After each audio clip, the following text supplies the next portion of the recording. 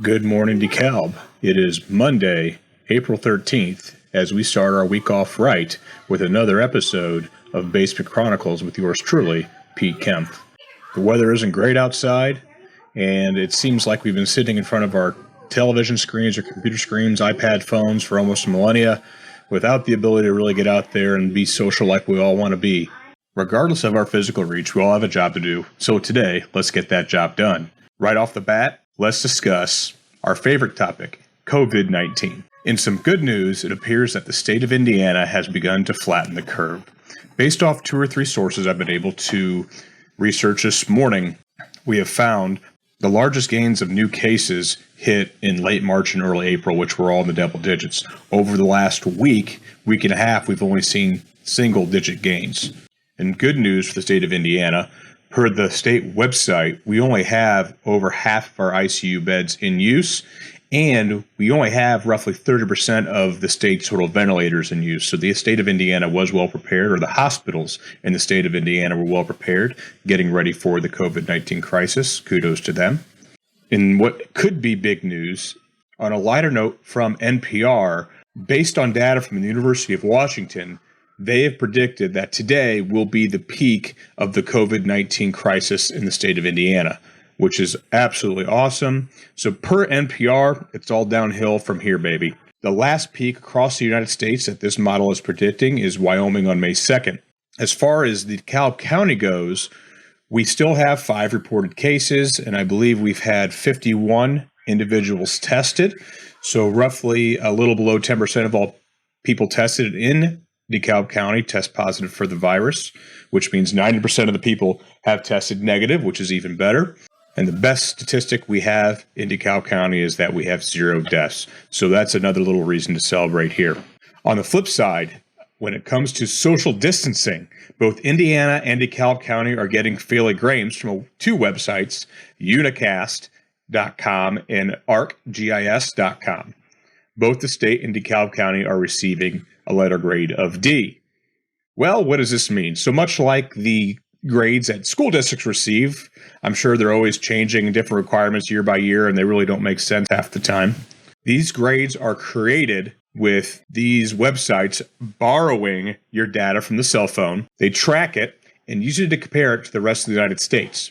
The United States then receives a letter grade of C. So if you go to unicast.com, and all my resources you can find below in the descriptions from where I received this data. So DeKalb County itself has multiple letter grades. So we can kind of see this screen here. DeKalb County receives a letter grade of D. We also have a letter grade for D in reduction in average mobility. And this is based off the normal distance traveled. So we have only had a 25 to 40% reduction in that travel.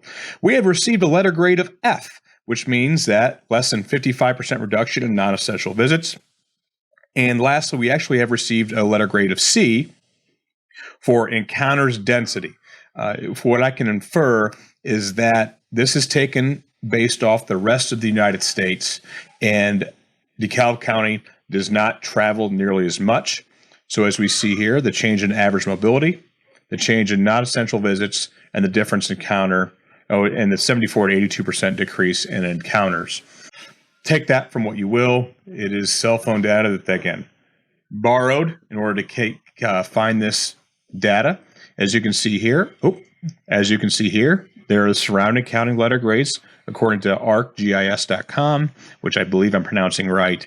What I find is most interesting, the states that tend to have the worst cases, such as Indianapolis, Howard County, Lake County, and Allen County, all receive better grades than we do. What can we take from this? Well, from this data, I think we could take 2 or 3 takeaways. I think, again, 0 deaths should be celebrated. And there seems that we're hitting our peak or coming close to hitting the peak.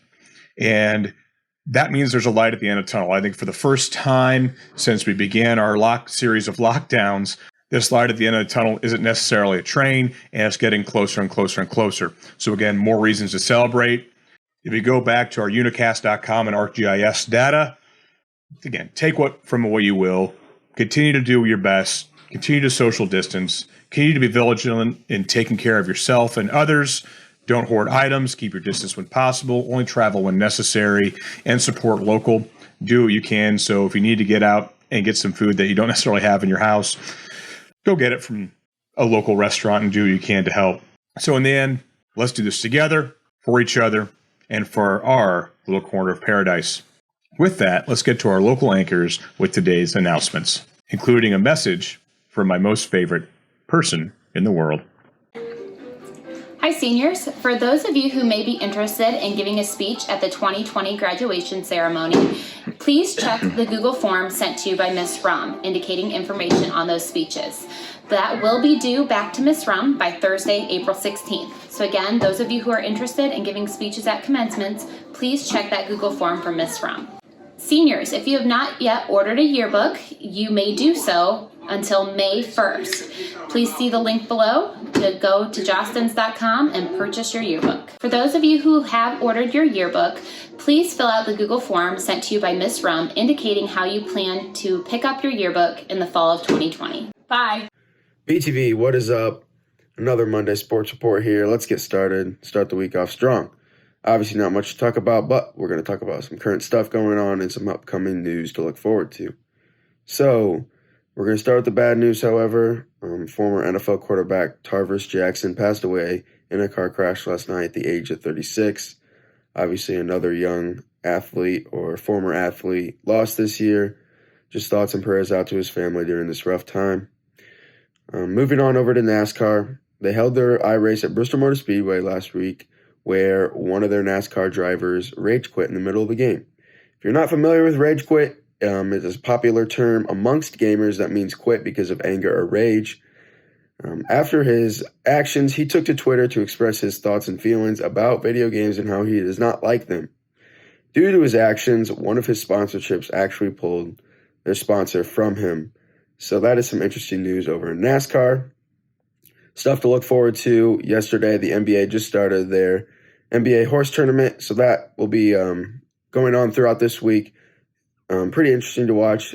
See some WNBA, NBA players, and former NBA players do trick shots on TV. One more thing to look forward to in the upcoming week. ESPN pushed up the start date of Michael Jordan's famous documentary, The Last Dance. That will now start on April 19th. So that will be good. Something to look forward to. Should be a great documentary about the career and interesting life of Michael Jordan. So that's all I got for today, Barons. Another Monday Sports Report in the books. I hope you all are staying strong out there. We're going to get through this. Hopefully sooner rather than later, we'll be able to get out of our houses and see each other all again. See you later, Barons. Howdy, Barons. I'm Gavin with your favorite segment of the day, COVID-19 updates.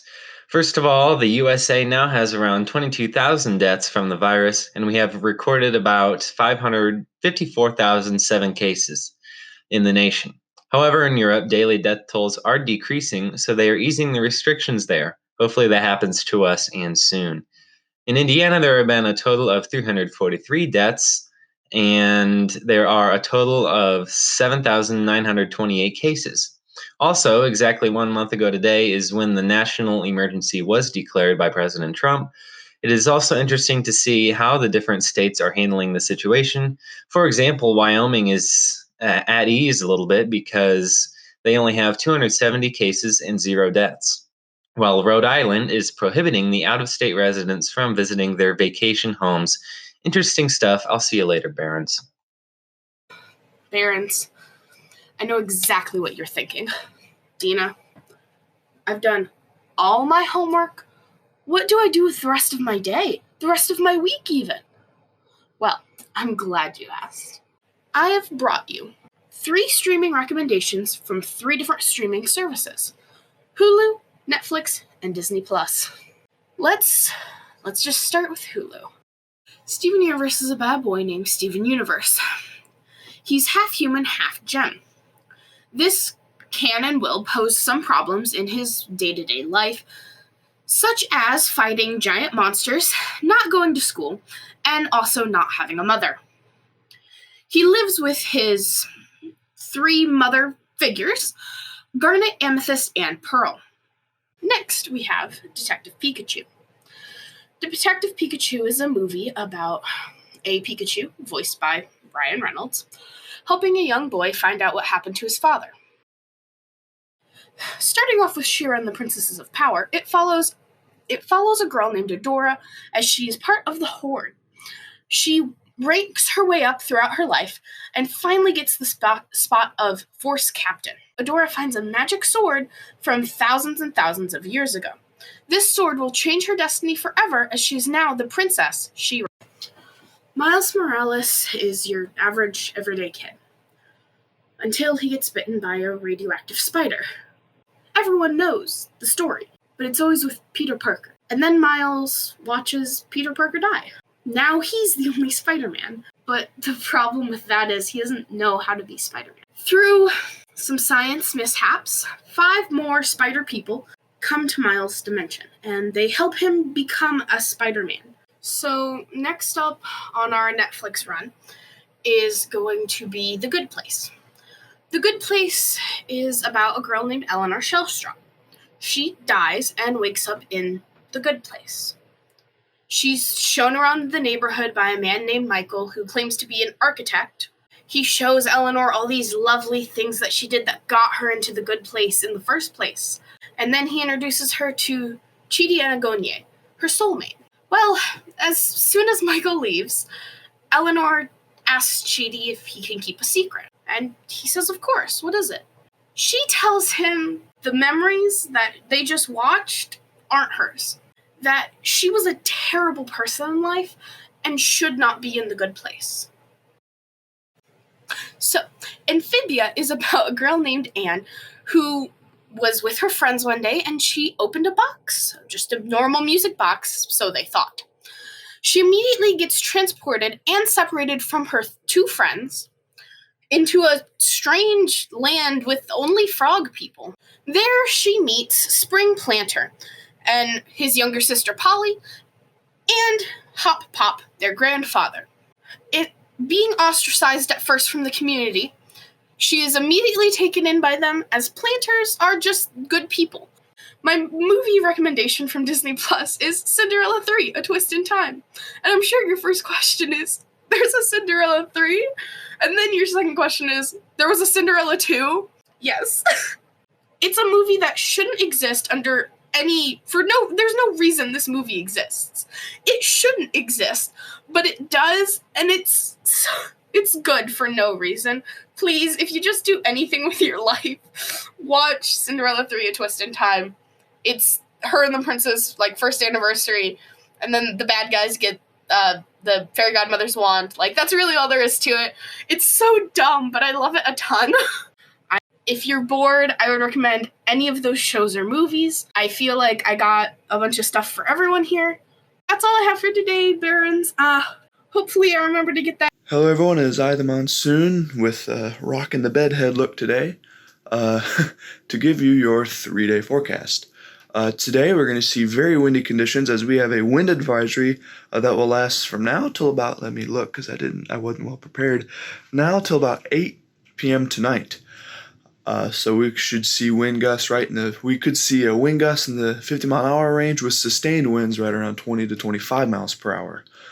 And the high will be a very chilly and very, very below average 43 degrees. And we will see that chilly trend stick around for a little while as we basically have a high of 43 and low of 27 today through Thursday, with a super small chance for rain, maybe even a snow shower Wednesday night, although I would not expect, if it did snow, to be anything serious, just kind of mixed in with the rain. That's why we call it a rain-snow mix. But anyway, these cold conditions are going to last around, but we should see some sun tomorrow. So yeah, this is the Monsoon saying, have a great Monday. Thank you all for watching our little show today, showing support in our BTV. I know we've got a lot of great emails from people around in the community and teachers saying thank you for a little bit of normality in their lives. So instead of the normal motivational message I would give at this point, I hope you get a good laugh. Here is my son, PK7 eating a Crickets burger.